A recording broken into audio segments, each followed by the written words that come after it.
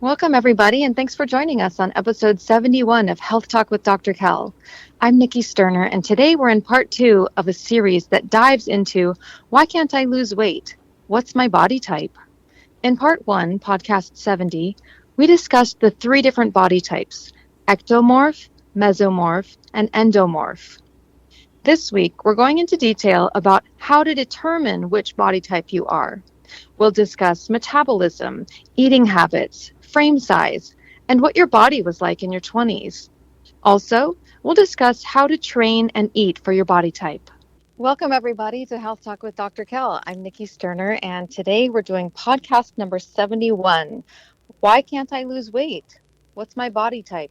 Part two. And welcome to the show, Dr. Kell. Hi, Nikki. Hi, everybody. Before we get started, which I'm super excited to dive back into this topic, I wanted to do a couple funny quotes on dieting and that sort of thing. Your body is not Amazon Prime. It's not going to show up in 2 days.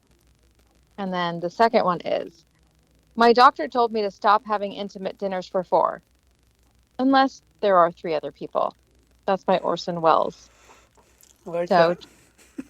some light humor to get us started in this topic. I'm not going to throw my puns out there anymore. Oh, you're welcome to. But Orson Yeah. Welles was not. He was, I think, wasn't he quite overweight when he passed? Oh, They, was he? I think so. That's If I funny. remember right. They, so Well, that makes sense then. he knew he was eating for 4. So that was pretty truthful of him when he said that. Apparently, that inspired his quote. Well, he saw the humor in it, I Yes, guess. yes, Yeah. yes. Yeah. Amazing guy. Yes. So we've been talking about, and we talked about in podcast 70, the three body types: ectomorph, mesomorph, and endomorph. And so we're not going to re-explain what those three things are, like we did in the previous podcast. So if you're not sure what we're talking about there, we'll go over them a little bit as we go. But we're going to start out by talking how to determine what body type you are, those three, so that you can apply that to your life to help you with whatever your body goals are. And I would say whatever your health goals are, really. But if you're wanting to drop some weight and you can't seem to be able to do it, learning what your body type is will help you to determine what the best ways to reduce your body fat content would be. All right. Okay. So in this article that we've been referencing, which I like, it's called Body Types: Ectomorph, Mesomorph, and Endomorph. Okay, and here says how to determine your body type. Perhaps it was immediately obvious which body type fit you, as we explained previously. But if it wasn't, also consider how you react to food and exercise. While we may not fit a body type exactly, we will fit into one category better than the next and have a predominant body type. Actually, Nikki, maybe you could briefly explain what the three are if you remember. Sure. Yeah, Go ahead. absolutely. The ectomorph is that slender, thin, fast metabolism, less muscle, less fat, just thin person that everyone's been jealous of their whole life. Basically, I think you said. Yeah. And then mesomorph is kind of a square-shouldered, athletic. They gain muscle easily. They have an efficient metabolism, not fast or slow, but it's efficient. And then the endomorph is described as shapely. They gain body fat more easily. They have medium to large joints, and that's how I have it. Yeah, that's a good explanation. Yeah. Good brief explanation. So we'll go into now some ways to determine your body type. Number one is metabolism. Do you gain weight quickly after going on a lazy holiday?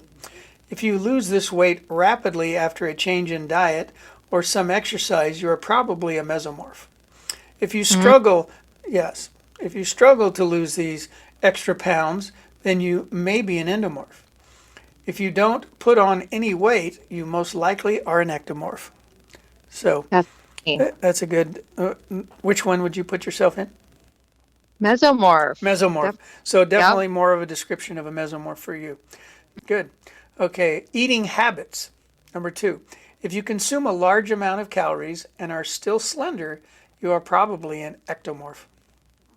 If you keep a rough eye on what you eat and don't gain weight, you are probably a mesomorph.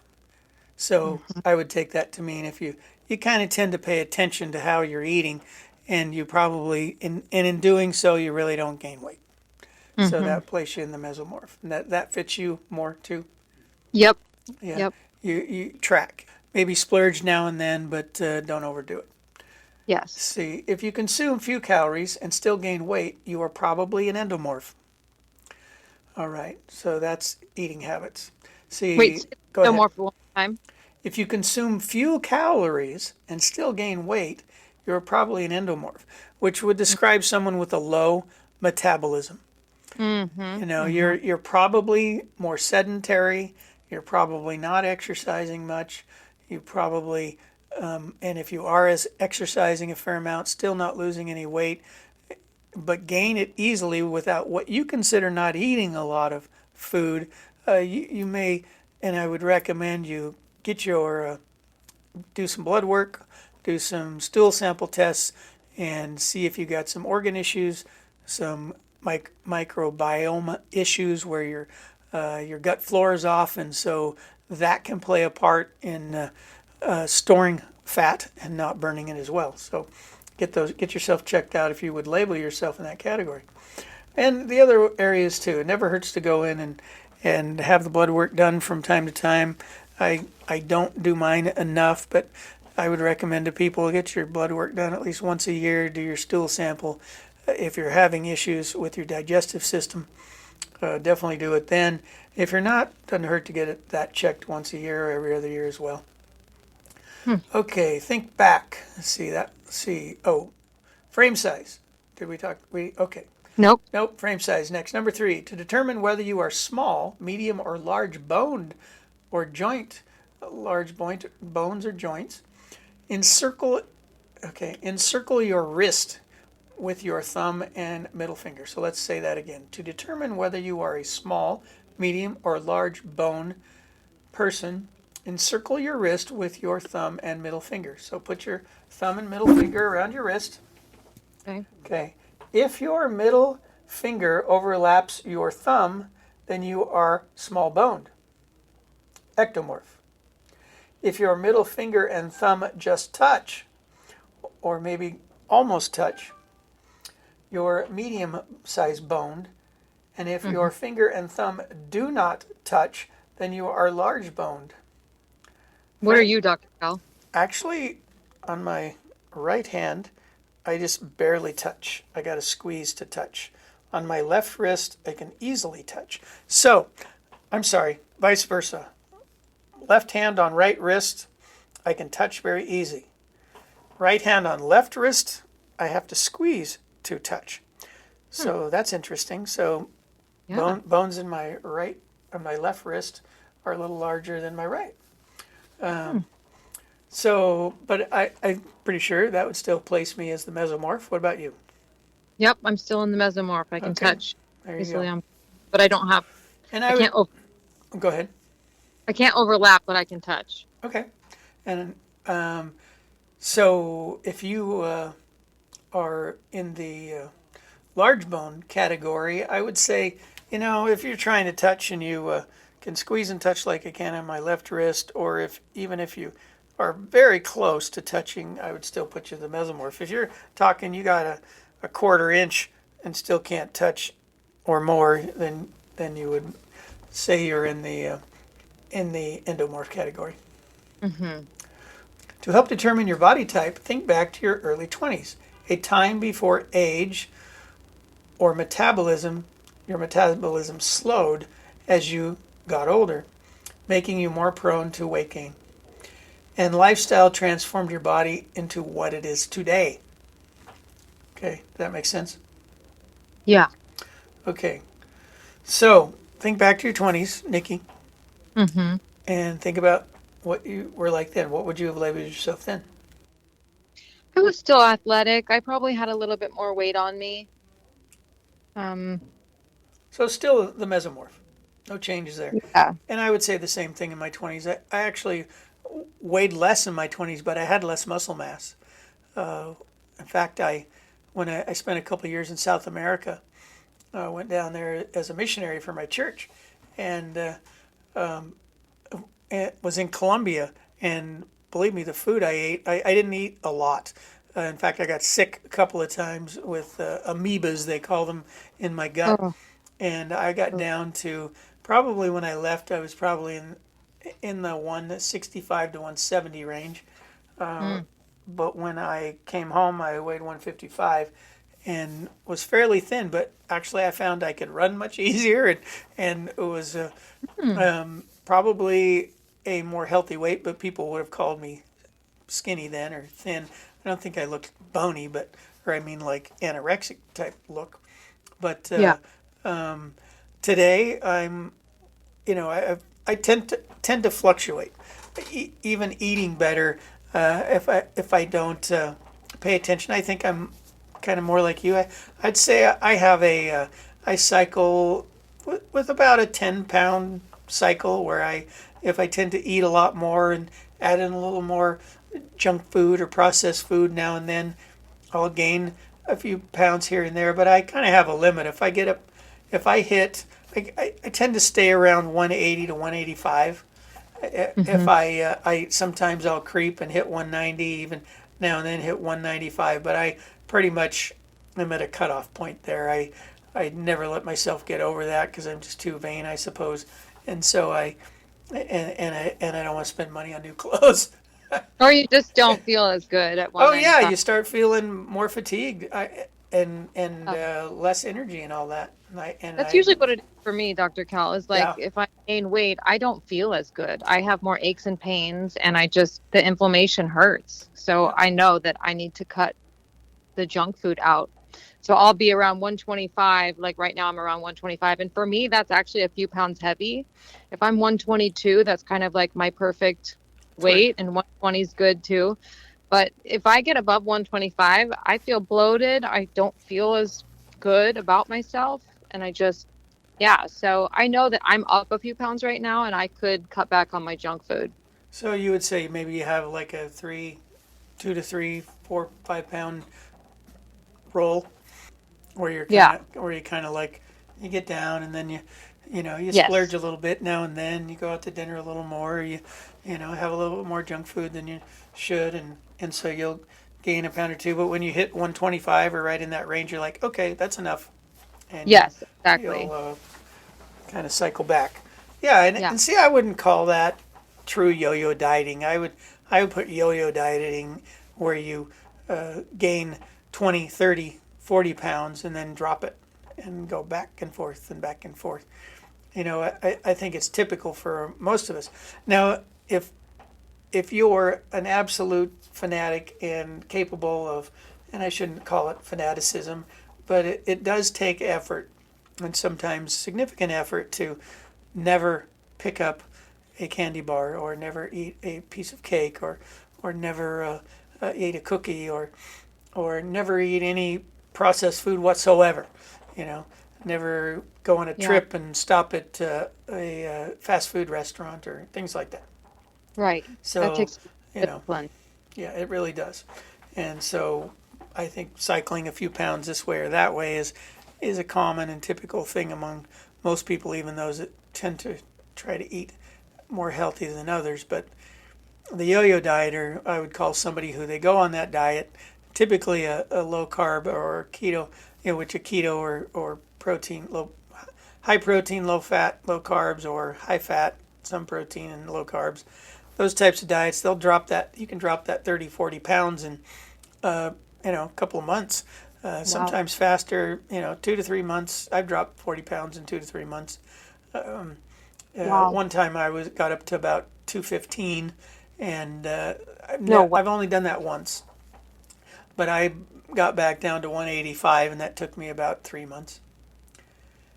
Yeah, So that you was lost 30 pounds in 3 months. yeah, That's pretty fast. and I dumped the first 10 pounds in probably 15 days, and Wow. then slowly took the rest off. I was going to the gym a lot and really watching what I was eating, and focusing on healthy eating. So anyway, back to our list. Yeah. Let's see.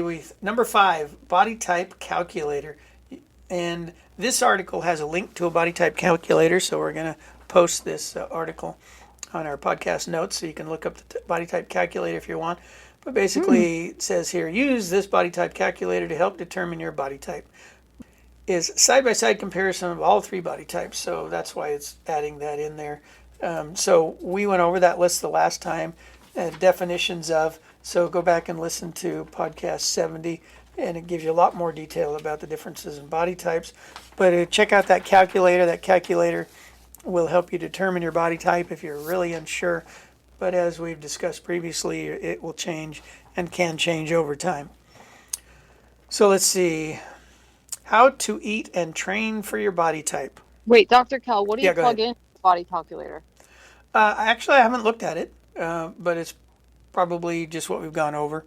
Like weight and Specific height. things, measuring, size of your wrist, your weight and height, and probably taking different measurements on your body, I would assume, and you enter those into the calculator, and then it comes out with probably maybe ask you a little history. I should have gone in and checked it all out before we did the podcast, but I didn't. I just assumed, I just let people go on and check out the article and then link up to the calculator themselves if they're really confused about what their body type is. But I think the majority of people, when they listen to both podcast 69 and podcast 70 and 71, which 71 we're on now, that they'll be able to figure that out on their own. Yeah, I agree. It's always interesting though to like go on those things and figure out if it is the same. Yeah. So that's nice to have that for them. Yeah, kind of fun. Okay, let's see. How to eat and train for your body type. All body types can be developed and body composition improved with the right training and diet. However, each body type needs to approach their goals with slightly different strategies. So let's see here. Diet and workouts for an endomorph. Endomorphs have the greatest transformational capacity of all body types. So the endomorph is the person who tends to be heavier, gain weight faster, etc.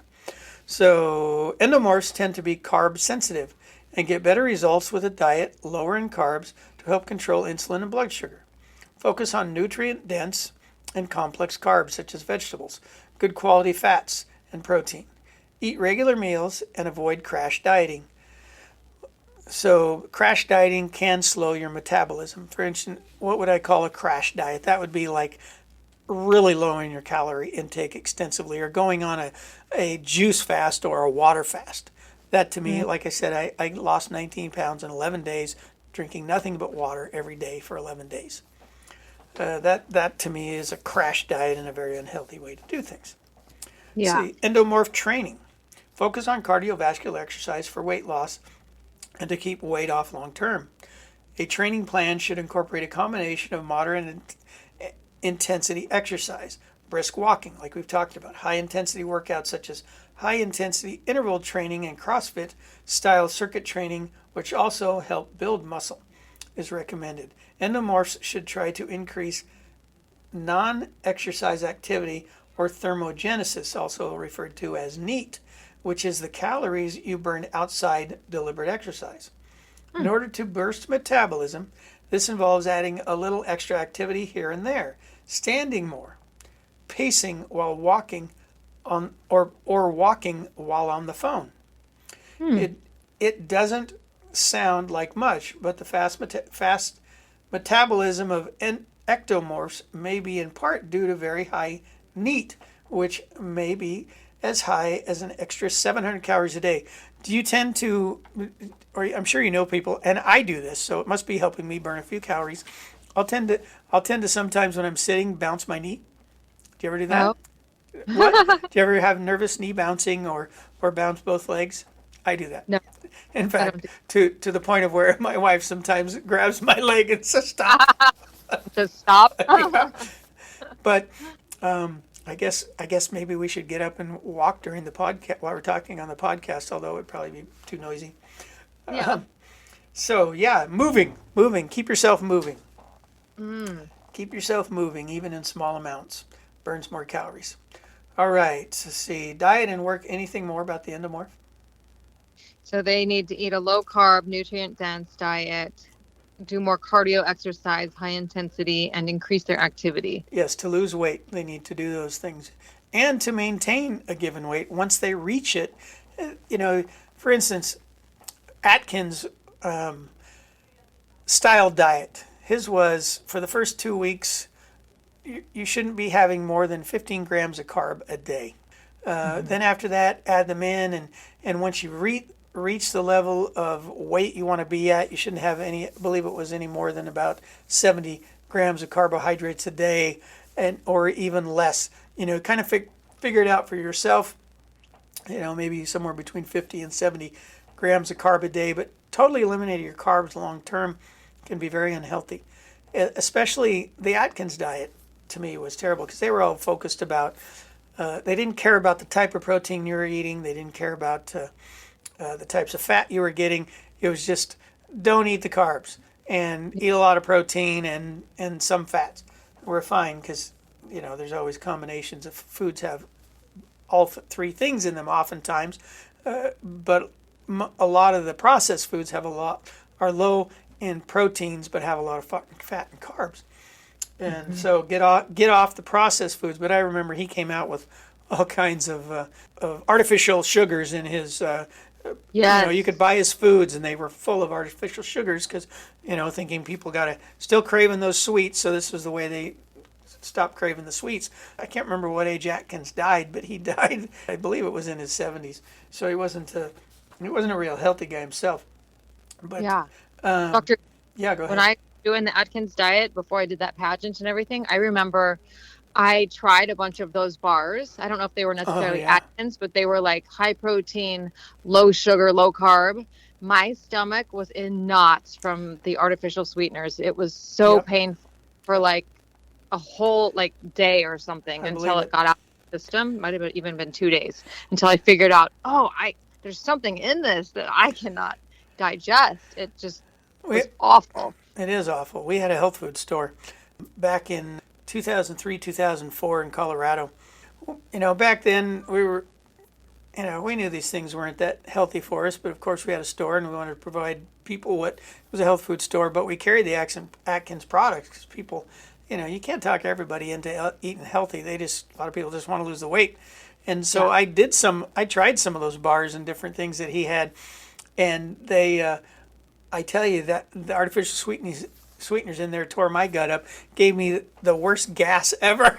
Yes, the worst. Oh, awful. Because it's supposed to just go through and not be digested, right? Right. Not it's just pushing. Yeah, it's keeping your nutrients from being absorbed. Then you're absorbing all that poisonous and artificial sweetener. So stay off the artificial sweeteners, everybody. I would definitely recommend it. Okay, diet and workout for the mesomorph. Okay, mesomorph. The mesomorph. Here, mesomorphs respond quickly to exercise compared to other body types.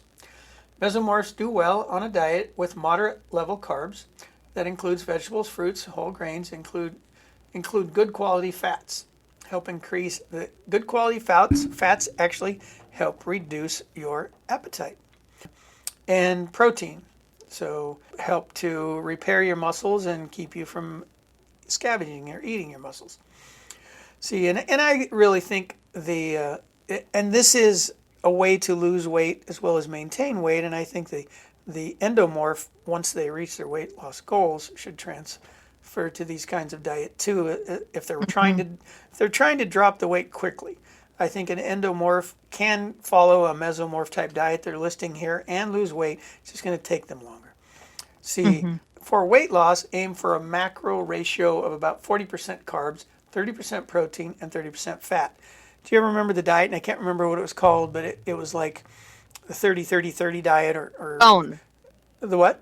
The zone. The zone diet. Yep, that one where you were having equal amounts of everything. Yes. Yeah, that was popular for a while.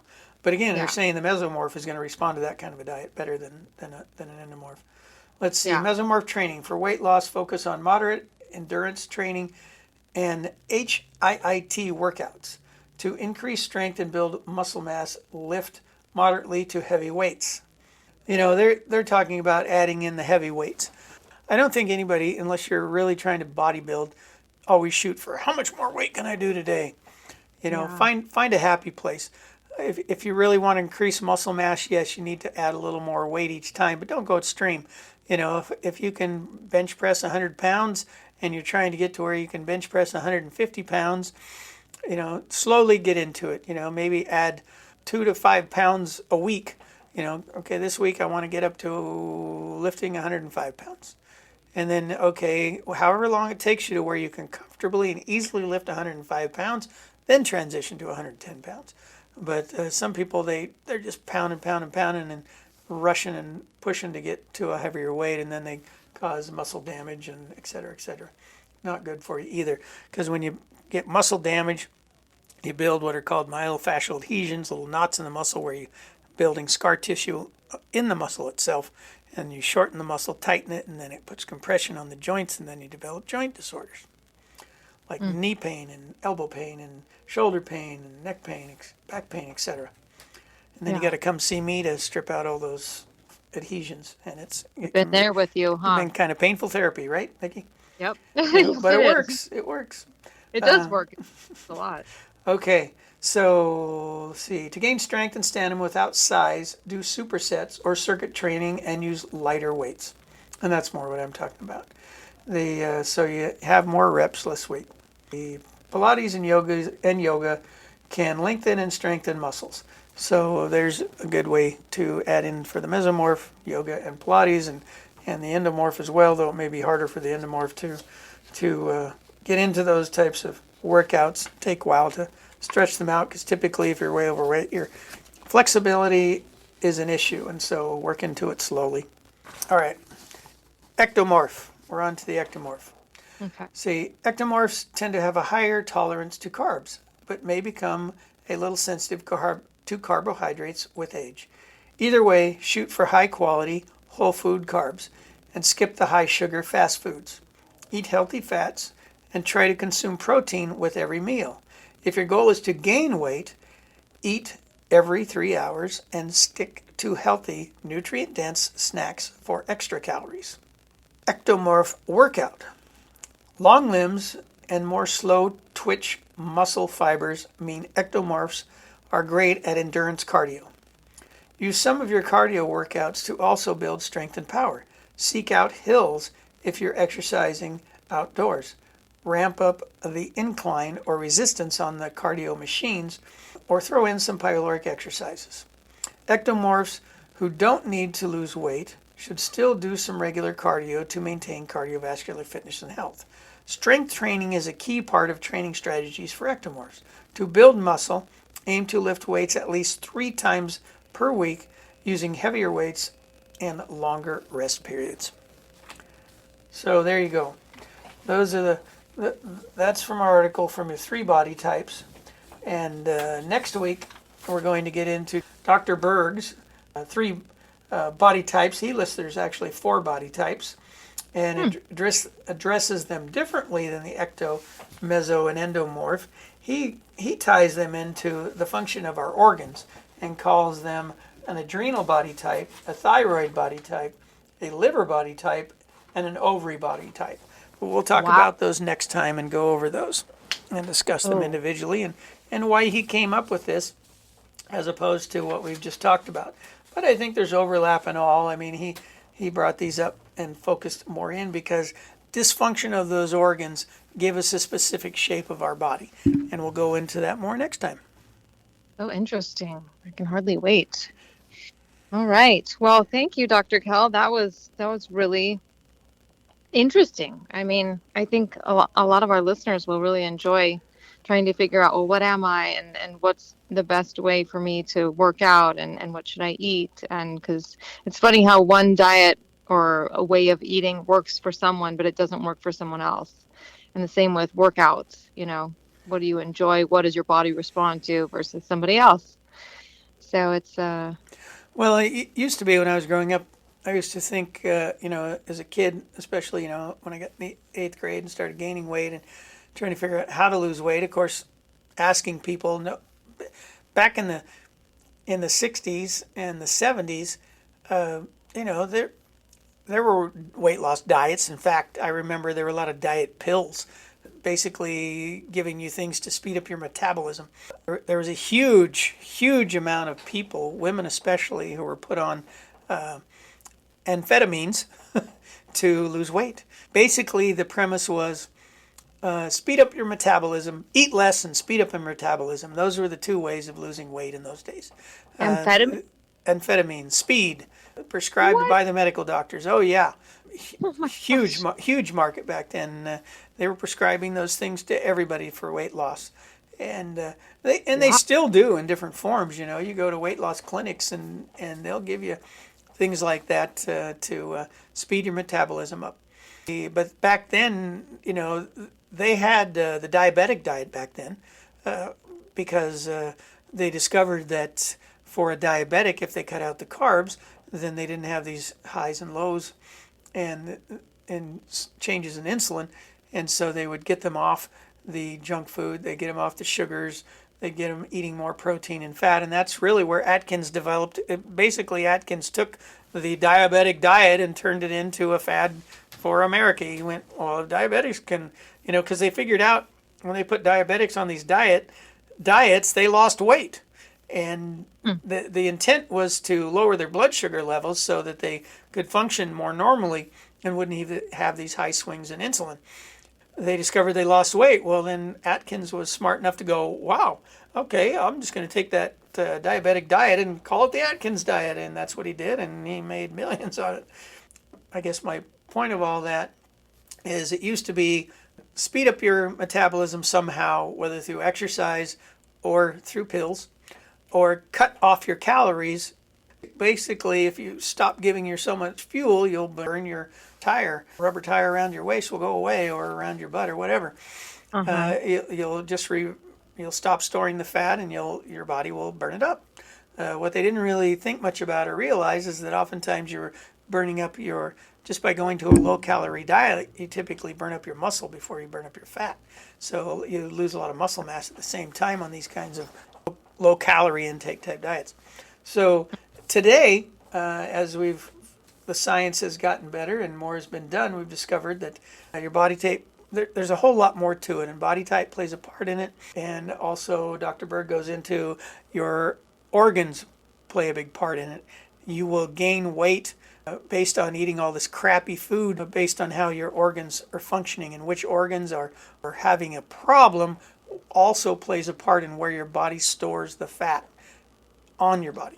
So we're going to go more into that, and I think people will find that useful too when it comes to discovering or figuring out what body type am I and what do I need to do to help. You can lose weight from a target's perspective, and that's what he goes into. If you have an adrenal type body or a thyroid type body or ovarian type body, all four of those, ovarian, liver, thyroid, and adrenal. So you figure out, by looking at yourself in the mirror, you may call yourself an endomorph or mesomorph, depending on if you're overweight. But also you can take a look and go, where am I storing the fat? Okay, that means my liver is not functioning well, or my adrenal glands aren't functioning well, etc. And you can add in that extra information to then help your diet and your types of exercise you do to, again, boost your not only your weight loss, but improve your health. So thanks for listening, everybody. Thank you, Nikki, for hosting the show, and you're great. So thank you. Oh, thanks, Dr. Cal. This was super interesting. I'm so excited to find out about next week's topics. So, yes, thank you, everyone, for listening and joining us again this week. And we look forward to speaking with you again next week. That's drkell@gmail.com. You'll find the lowest prices on standard process whole food supplements at holistichealth.standardprocess.com. As always, we recommend you seek nutritional advice from a qualified healthcare professional before starting a supplement program. And for natural and organic health and hygiene products, see our sponsor's website at oceanbaynaturals.com. While we make every effort to broadcast correct information, we are still learning. We will double-check all facts, but realize that medicine is a constantly changing science and art.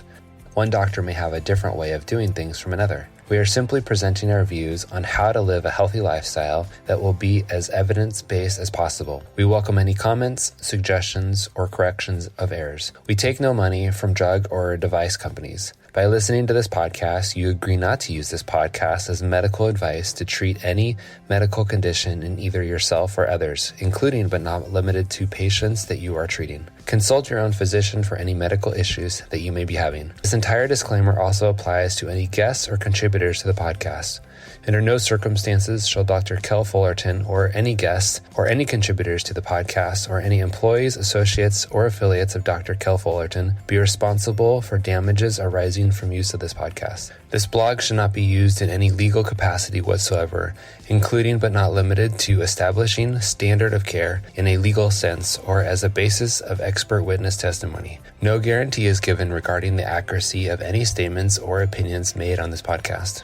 Our website, blog, and podcasts are all HIPAA compliant. While you may give your email address to subscribe to the website post or to post information on the website blog, we will never share your email address or contact information with any third parties without your explicit permission. The contents of Health Talk with Dr. Kel podcast and the show notes are all copyrighted. All blog posts, podcasts, and show notes that are distributed to the public for free can be redistributed via hard copy or electronic copy for free only if Health Talk with Dr. Kel is included as the acknowledged author within the actual media that is being redistributed. The Health Talk with Dr. Kel podcast is a production of the Orange Stack, with executive producers Dr. Kel Fullerton and Eric Hammond and host Nikki Sterling.